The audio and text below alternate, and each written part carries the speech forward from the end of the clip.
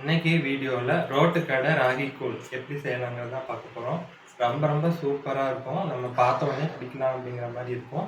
வாங்க இது எப்படி செய்யலாங்கிறத பார்க்கலாம். அதுக்கு முன்னால் நம்ம சேனலை சப்ஸ்கிரைப் பண்ணலைன்னா சப்ஸ்கிரைப் பண்ணிக்கோங்க. கூடவே வர பெல் சிம்பிளையும் கிளிக் பண்ணி ஆளுங்கிற ஆப்ஷனை ப்ரெஸ் பண்ணி வச்சுக்கோங்க. ஃபேஸ்புக் இன்ஸ்டாகிராம்லையும் நம்ம பேஜை ஃபாலோ பண்ணிக்கோங்க. வாங்க வீடியோக்குள்ளே போகலாம். அவ்வளோதாங்க. அடிக்கிற வெயிலுக்கு இந்த மாதிரி ரோட்டு கடை ராகி கூழ் வீட்டிலேயே செஞ்சு சாப்பிட்லாம். கண்டிப்பாக இது ஒரு வாட்டி ட்ரை பண்ணி பாருங்கள்.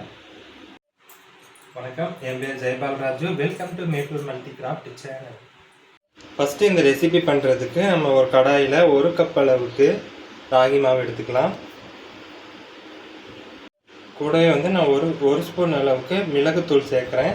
நான் பச்சை மிளகாய் இதுக்கு யூஸ் பண்ணலை, அதனால் மிளகுத்தூள் யூஸ் பண்ணுறேன். நீங்கள் பச்சை மிளகாய் யூஸ் பண்ணுவீங்கன்னா கண்டிப்பாக இதை தவிர்த்துக்கலாம். இப்போ அதே கப்பில் நாம் 6 கப் அளவுக்கு தண்ணி சேர்க்கணும்.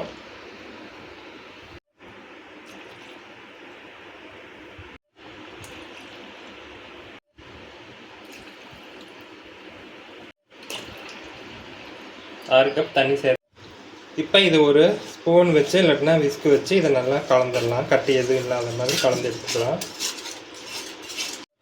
இப்போ பாருங்கள், எந்த ஒரு கட்டியும் இல்லாமல் இது கலந்து எடுத்தாச்சு.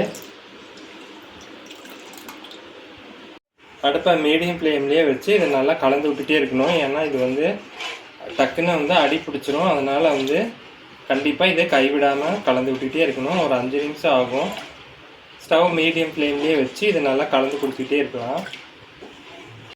இப்போ பாருங்கள், நான் கைவிடாமல் கலந்துகிட்டே இருக்கிறேன். மீடியம் ஃப்ளேம்லேயே வச்சு நல்லா இந்த மாதிரி கெட்டிப்பட்டு கலர் மாறி வருது. கண்டிப்பாக நான் சொன்ன அளவுக்கு 1 கப் மாவுக்கு 6 கப் மாவு தண்ணி சேர்த்துக்கணும்.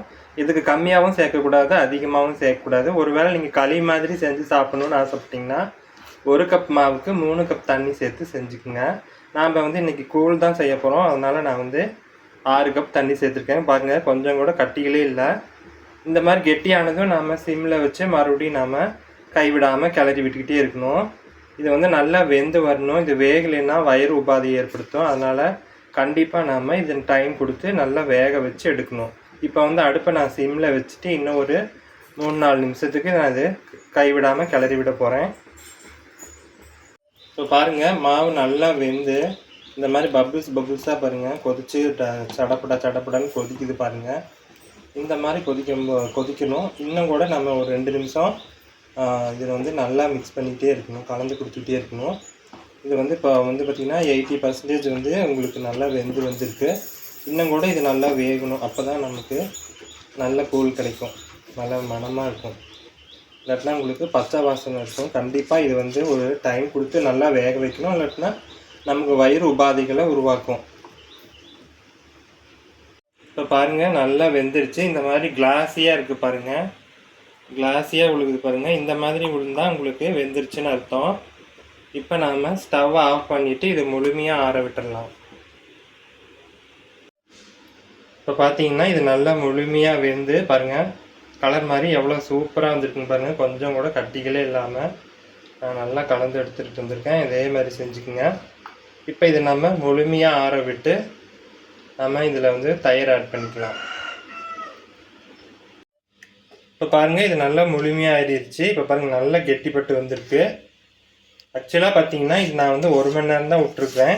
நீங்கள் இது செய்யும்போது நைட் செஞ்சு வச்சுட்டு அடுத்த நாள் காலையில் மதியம் சாப்பிட்டிங்கன்னா ரொம்ப சூப்பராக இருக்கும். லைட்டாக ஒரு புளிப்போட தயிர் ஊற்றி சாப்பிடும்போது இன்னும் நல்லா சூப்பராக இருக்கும். இப்போ ஒரு பவுலில் 1 கப் அளவுக்கு தயிர் சேர்த்துக்கலாம். நான் மாவு எடுத்த அதே கப்லேயே 1 கப் அளவுக்கு தயிர் சேர்க்குறேன். இப்போ அதே கப்லேயே 1 கப் அளவுக்கு தண்ணி சேர்த்துக்கலாம்.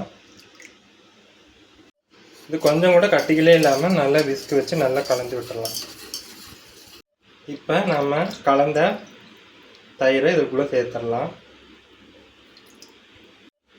சேர்த்துட்டு இது ஒரு வாட்டி நல்லா கலந்து விட்டுடலாம். இப்போ பாருங்கள், நம்ம தயிர் சேர்த்து நல்லா கலந்தாச்சு. இப்போ இதுக்கு தேவையான அளவுக்கு உப்பு சேர்த்துக்கலாம். வெங்காயம் சேர்த்துக்கலாம். இதை நல்லா கலந்து விட்டுடலாம். இதுக்கு மேலே கொஞ்சமாக கொத்தமல்லி இலைகள் தூவி இதையும் நல்லா மிக்ஸ் பண்ணி பரிமாறிடலாம். அவ்வளோதாங்க, ரொம்ப சுவையான நம்ம ரோட்டு கடை ராகி கூழ் நம்ம வீட்லேயே ரெடி பண்ணியிருக்கிறோம். கண்டிப்பாக இதே மாதிரி இதே அளவுகளில் ட்ரை பண்ணி பார்த்துட்டு உங்கள் ஃபீட்பேக்ஸை கமெண்ட் பாக்ஸில் சொல்லுங்கள். இந்த வீடியோ பிடிச்சிருந்தா லைக் பண்ணி ஷேர் பண்ணி கமெண்ட் பண்ணுங்கள். இது வரைக்கும் நம்ம சேனலை சப்ஸ்கிரைப் பண்ணலைன்னா சப்ஸ்கிரைப் பண்ணிக்கோங்க. மீண்டும் அடுத்த வீடியோவில் சந்திக்கலாம். அது வரைக்கும் ரசித்து சமைங்க, ருசித்து சாப்பிடுங்க. நன்றி, வணக்கம்.